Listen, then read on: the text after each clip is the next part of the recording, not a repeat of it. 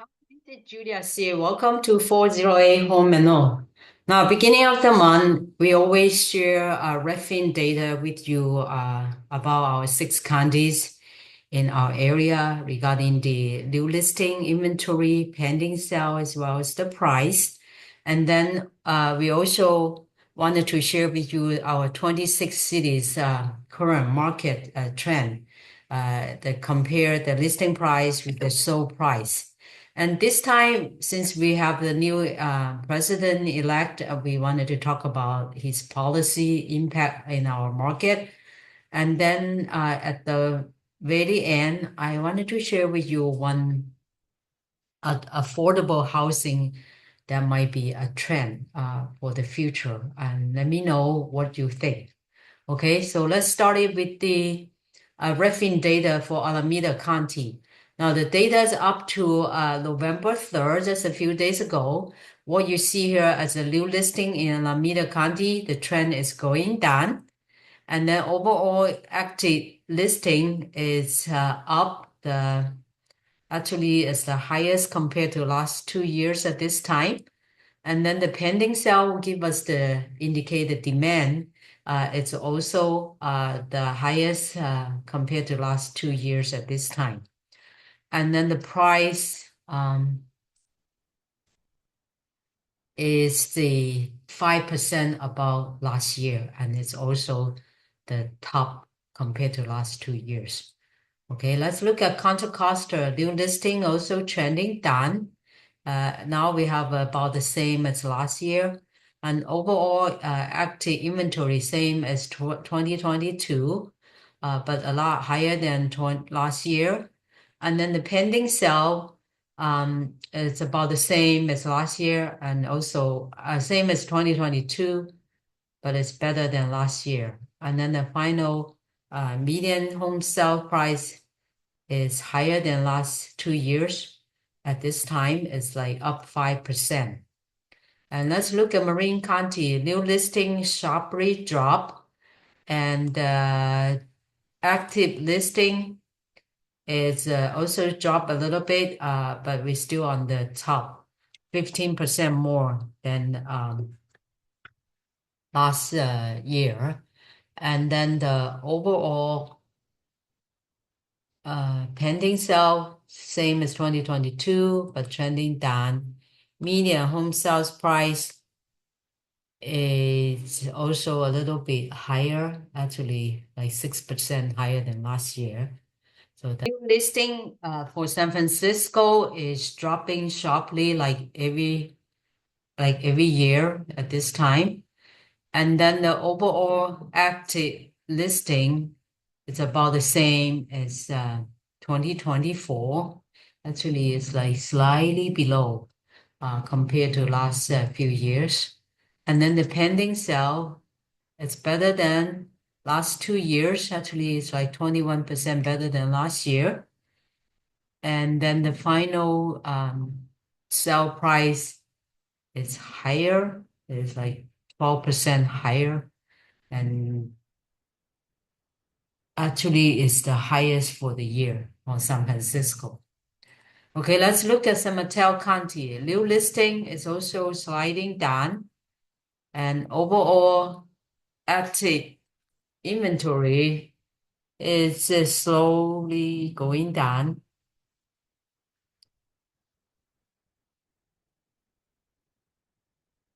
Pending sale is between 2022 and is slightly better, 4.3% better than last year.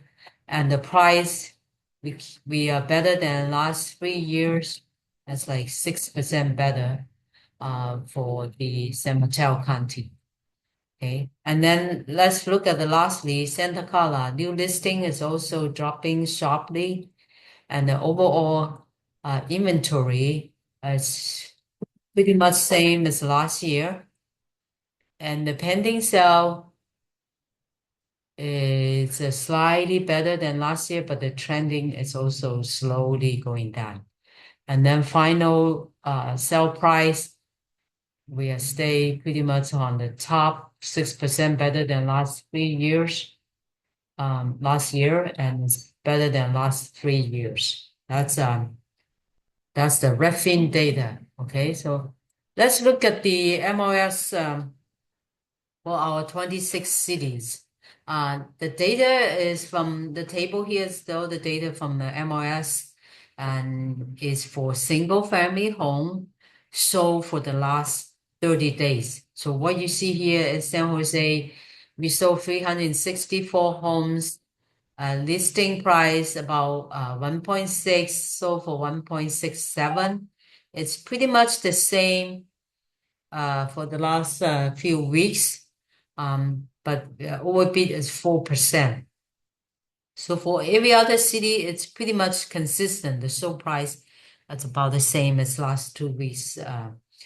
Then the overbid in like Sunnyvale 15%, Mountain View 8%, Santa Clara 9%, Cupertino 13%, Saratoga about the same, Los Gatos 4%, Milpitas 12%, Palo Alto 3%, Los Altos saying 3%, Fremont 5%, Hayward 7%, San Lorenzo 3%, San Leandro 6%, Castro Valley 4.7%, Livermore about the same, Oakland 9%, Berkeley always overbid higher percentage, 33%.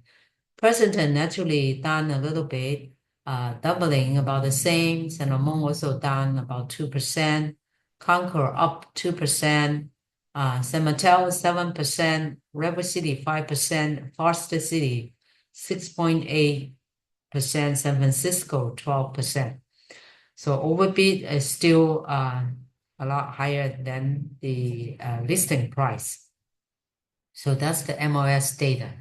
Okay, let's look at the Trump's policy related to real estate. First thing is tariff and the trade. So he proposed 10 to 12, 20% tariffs for the for China, probably 60%. So that means for our building material would be a lot more expensive. So that's not good news for the real estate. Cost of building home is a lot more expensive. Okay, and then the second one is the regulation, and he's making the construction easier by cutting the regulation, and so that help streamline the building process, making the building a home faster, and that probably help for the inventory.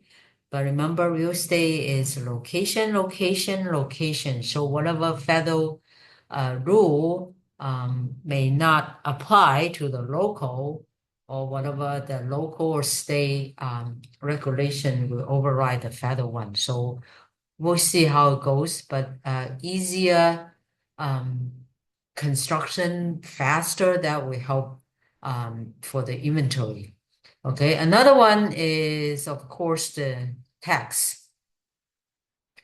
Now he's kind of pull favor for the business tax, so that means the more company have more save more money, probably hire more people. That might help job market, and also he also proposed that going to eliminate the tips and social security wage, overtime wage from the income tax. And then when people have more money, they might consider investing in real estate. So that's a positive. I believe whatever that can create more job, lower tax, create more job. And of course, interest rate is another key. That might be later we'll find out if it's going to be the interest rate going to cut more. So that's the Trump's impact for real estate, the policy impact on real estate.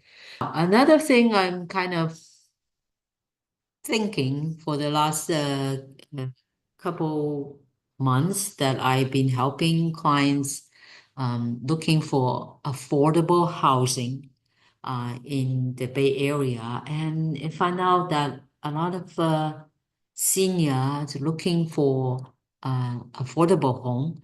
And I think that mobile home may be a potential for those people who are looking for alternative housing. I think that trend maybe go higher, demand will be higher. For one thing is well, first of all, what is a mobile home? It's more like you have the mobile part. It's like a land that have many homes on the land. And then once you got the one lot in the mobile park, and then you just get the home built somewhere already pre-factory home, and then they're using the truck ship it over here and hook up with the foundation, and that cost of building a home is a lot cheaper.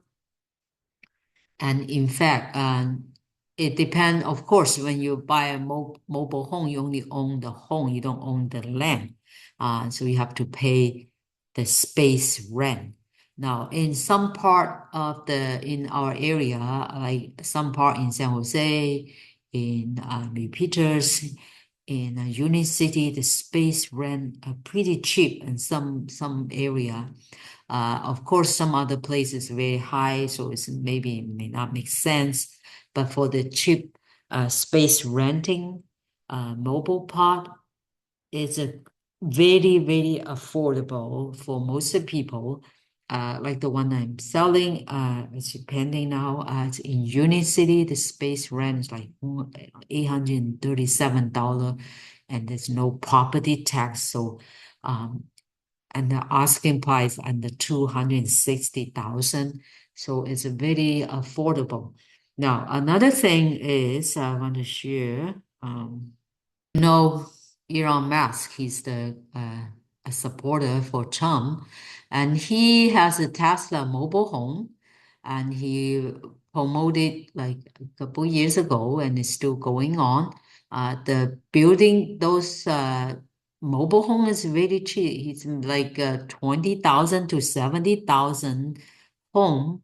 So if you have a part that has a cheap space rent, you can easily buy one and put it in there and paying the cheap rent, and that would be a great alternative for people who cannot afford a single family home.